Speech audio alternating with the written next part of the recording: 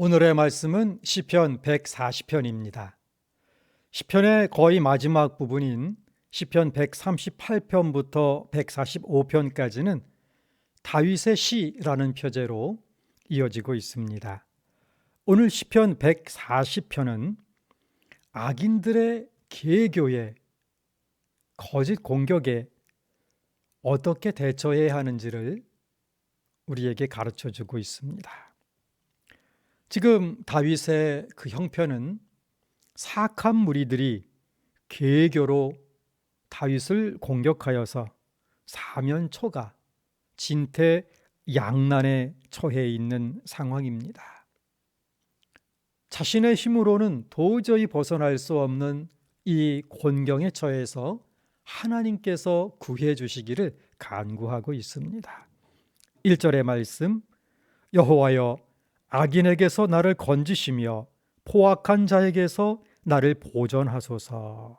악인들이 어떻게 다윗을 공격하고 있는가? 2절을 보게 되면 계속 싸움을 벌이기 위하여 사람들이 모여듭니다. 3절은 뱀같이 그 혀를 날카롭게 하니 그 입술 아래에는 독사의 독이 있나이다. 이 독사는 성경에서 사탄 그리고 악한 자들의 상징입니다. 이 독은 중상모략 그리고 비방이죠. 그래서 이 독에 쏘이면, 독사에 물리면 치명상을 입고 헤어나기가 어렵습니다. 5절은 사냥꾼의 올무, 함정을 쳐놓고 그렇게 다윗을 죽이려고 하는 것입니다. 다윗을 죽이려고 음모를 꾸미고 전쟁에 능한 악인들을 모아서 무력으로 압박하고 입술로는 중상모략 비방의 말을 퍼뜨려서 다윗을 꼼짝달싹 못하게 죽음으로 몰아가는 것입니다. 이제 시편 140편 1절부터 7절까지 보여주고 있는 다윗을 공격하는 이 악인의 모습은 오늘날 거짓말로 성도를 이간하고 온 세상에 중상모략을 퍼뜨리고 또 불법 용역을 동원해서 교회당을 부수고 점거하고 성도들을 폭행하는 어떤 이들의 모습에서 그대로 드러나고 있습니다. 이제 이어서 다윗은 하나님께 간구합니다. 8절부터 13절까지 악인들의 소원, 악인들의 음모는 실패하고 심판받게 하여 주소서 기도하는 것입니다. 8절의 말씀입니다. 여호와여 악인의 소원을 허락하지 마시며 그의 악한 꾀를 이루지 못하게 하소서. 그들이 스스로 높일까 하나이다. 하나님, 악인들의 어리석은 꾀, 사악한 계획이 절대로 성공해서는 안 되겠습니다. 그 꾀가 무너지게 하여 주시옵소서. 그리고 하나님의 공의가 실현되게 하여 주시옵소서 기도하는 것입니다. 11절 말씀입니다. 악담하는 자는 세상에서 굳게 서지 못하며 포악한 자는 재앙이 따라서 패망하게 하리이다. 악담하는 자는 비방하고 거짓을 늘어놓는 자입니다. 포악한 자는 무력을 쓰면서 남을 압제하는 자들입니다. 그래서 이 마지막 부분을 공동번역은 이렇게 옮기고 있습니다.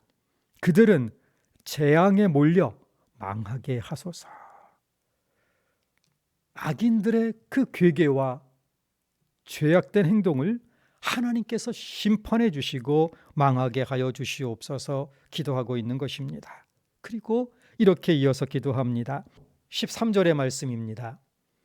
진실로 의인들이 주의 이름에 감사하며 정직한 자들이 주의 앞에서 살리이다.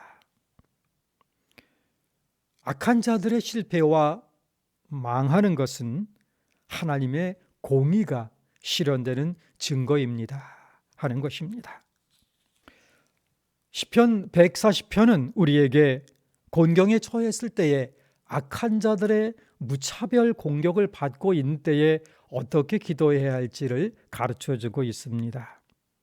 그리고 악이 횡행하는 세상에 하나님을 따라 거룩한 삶을 살아가려는 예수의 제자들이 어떻게 기도해야 하는지 그 본을 보여주고 있습니다. 첫 번째, 악에서 구하시기를 날마다 기도하는 것입니다. 이 세상은 사탄이 만들어 놓은 온갖 시험과 그를 추종하는 악한 사람들 또 괴계로 가득합니다. 우리 주님도 공생의 기간 동안 우리가 받는 것보다 더한 공격을 받으셨습니다. 우리 주님께서 이렇게 주기도를 통하여 가르쳐 주셨습니다. 마태복음 6장 13절입니다. 우리를 시험에 들게 하지 마시옵고 다만 악에서 구하시옵소서. 날마다 악에서 구하시옵소서 기도하는 것입니다.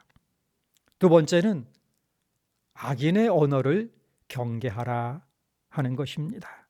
3절입니다. 아까 읽었죠? 악인의 혀에는 치명적인 독이 숨겨져 있습니다. 악담, 저주, 조롱, 비난의 말들을 마구 쏟아내서 상처를 입히고 영혼을 죽이려 합니다. 잠언 12장 18절 말씀입니다. 칼로 찌름같이 함부로 말하는 자가 있거니와 지혜로운 자의 혀는 양약과 같으니라. 악인의 어떤 언어에도 내 영혼이 상처받지 아니하도록 받은 상처를 치료해 주시도록 하나님께 간구하는 것입니다. 또한 나의 말로 인하여 다른 사람에게 독을 쏟아붓지 아니하도록 경계해야 하는 것입니다. 성도의 입에서는 유앙겔리온, 좋은 소식, 복음이 나와야 하는 것입니다. 그러므로 내 입술이 악의 도구가 되지 않기를 또한 경계하며 지켜주시기를 기도해야 하는 것입니다. 그리고 세 번째, 악인의 소원이 이루어지지 않기를 기도하라 하는 것입니다. 8절 다시 읽습니다. 여호와여, 악인의 소원을 허락하지 마시며 그의 악한 꾀를 이루지 못하게 하소서. 그들이 스스로 높일까 하나이다. 손자병법에 보면 시계의 제1편에 전쟁은 속임수다라는 말이 있습니다. 그러나 사람이 아무리 꾀를 내고 악을 도모한다 해도 최종적으로 이루어지는 것은 하나님 뜻이다. 이것이 성경의 가르침입니다. 결국 이루어지는 것은 인간의 잔꾀가 아니고 하나님의 거룩하신 뜻이다 하는 것입니다. 당장은 악이 승리하는 것 같지만 결코 악은 승리할 수가 없는 것입니다.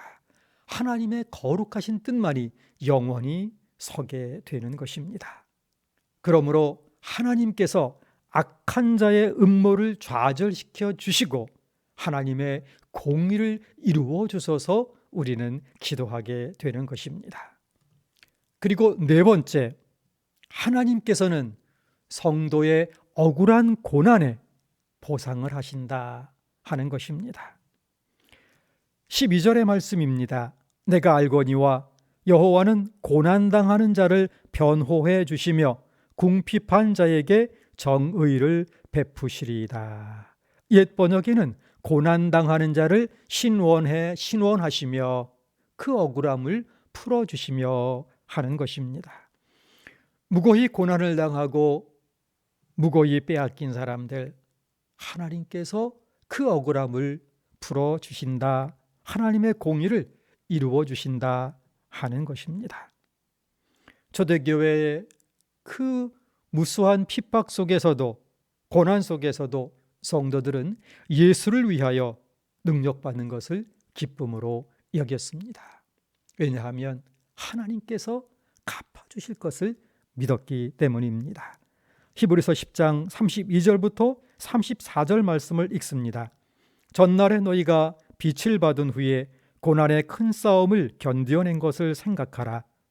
혹은 비방과 환난으로서 사람에게 구경거리가 되고 혹은 이런 형편에 있는 자들과 사귀는 자가 되었으니 너희가 갇힌 자를 동정하고 너희의 소유를 빼앗기는 것도 기쁘게 당한 것은 더 낫고 영구한 소유가 있는 줄 알미라. 하나님께서 보상해 주실 것을 확신하기에 현실에 믿음으로 말미암는 신앙의 길을 걸어감으로 말미암아 당하게 되는 수많은 어려움, 억울한 일들도 기쁨으로 견뎌낼 수 있는 것입니다. 우리 주님께서도 온갖 모함과 괴계와 모욕 속에서도 십자가를 지시고 마침내 부활 승리하셨습니다. 십자가를 지신 주님을 바라보며 부활 승리하신 주님을 바라보며 믿음을 위한 고난에는 하나님 나라, 영원한 나라의 보상이 있음을 믿으며 오늘도 담대히 기도하며 주님 주신 사명 감당하는 하루가 되기를 소원합니다. 8절의 말씀 다시 한번 읽으며 새벽 강단 마칩니다. 여호와여, 악인의 소원을 허락하지 마시며 그의 악한 꾀를 이루지 못하게 하소서. 그들이 스스로 높일까 하나이다.